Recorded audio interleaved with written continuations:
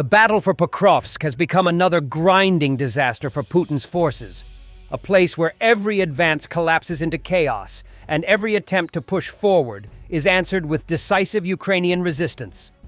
Soldiers of the 155th Separate Mechanized Brigade are holding the line across the town and its southern outskirts, absorbing and repelling wave after wave of Russian assaults in what is now one of the most fiercely contested sectors of the front. Russian units are coming apart under the pressure. Their ranks are filled with soldiers who no longer believe in the fight, and the breakdown is now openly visible.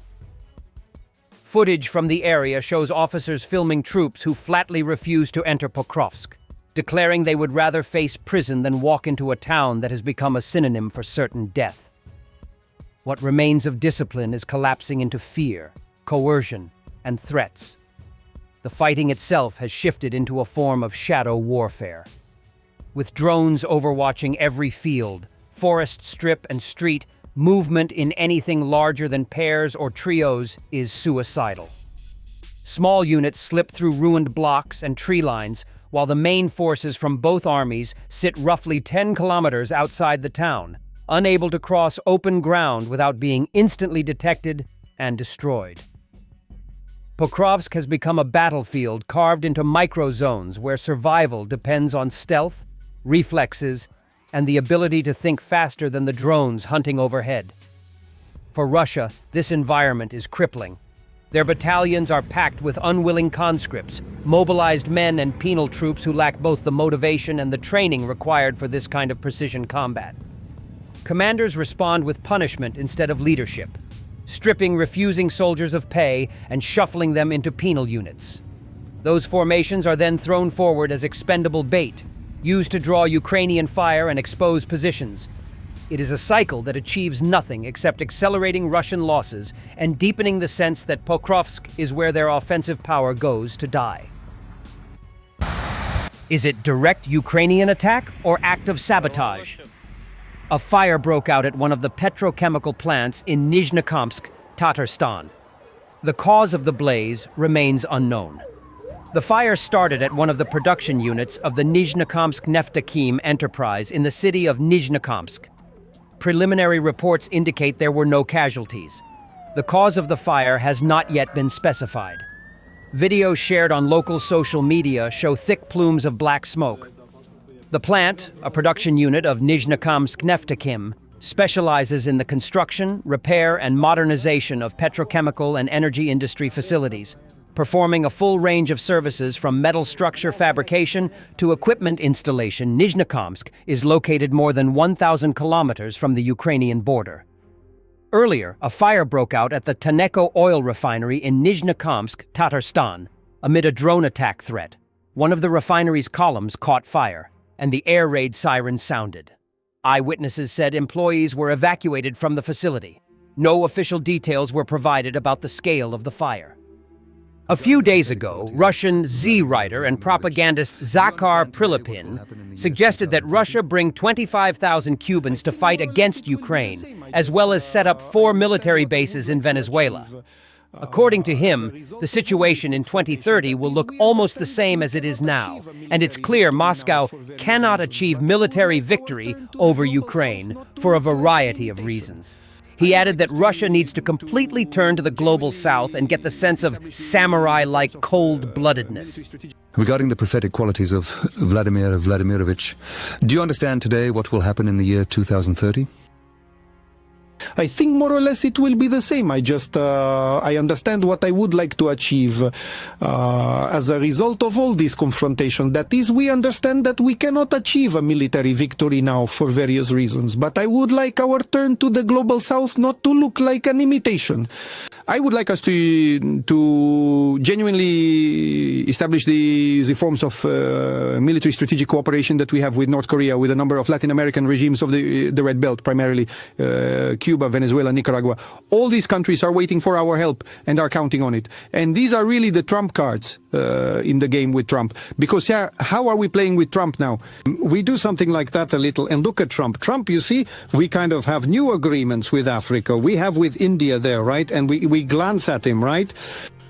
when we stop glancing at him and just turn our backs and start doing this. Pretty much bring in 25,000 Cubans for the war, set up 4 military bases in Venezuela, then they will knock on our door and say, guys, let's make a deal. Well, it's clear that you are up to something. This sense of samurai coldness, which, by the way, North Korea has, is necessary for Russia. Even in some sort of...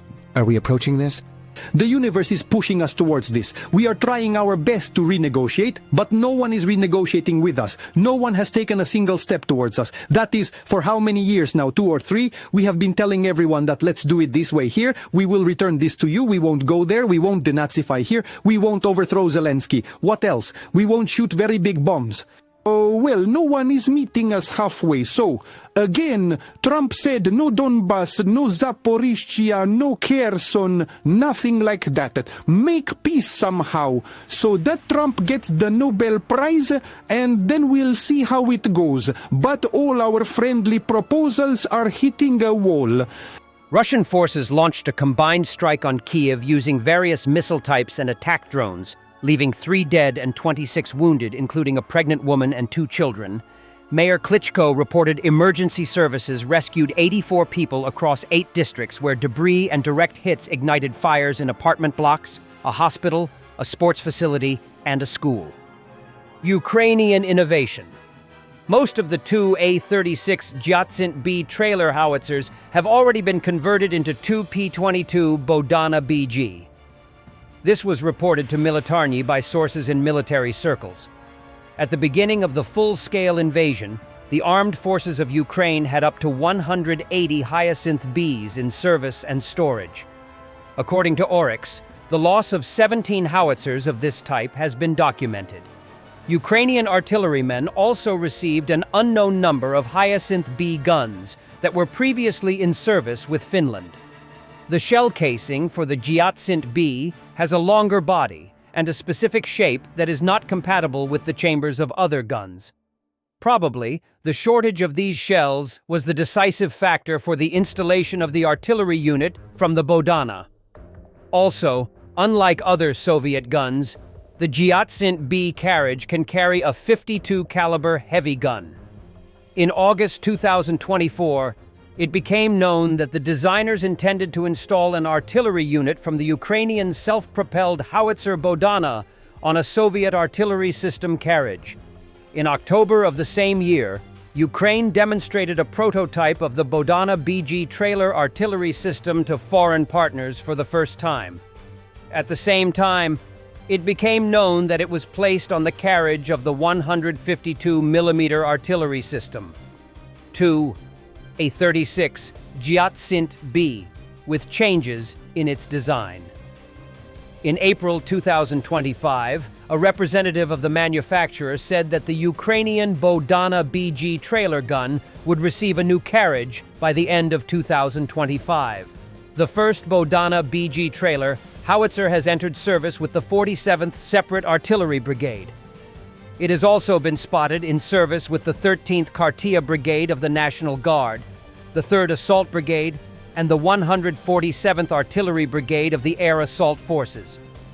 In July, it was reported that from the beginning of 2025 until July of the same year, 5 batches of Bodana BG trailer howitzers were delivered to the Army.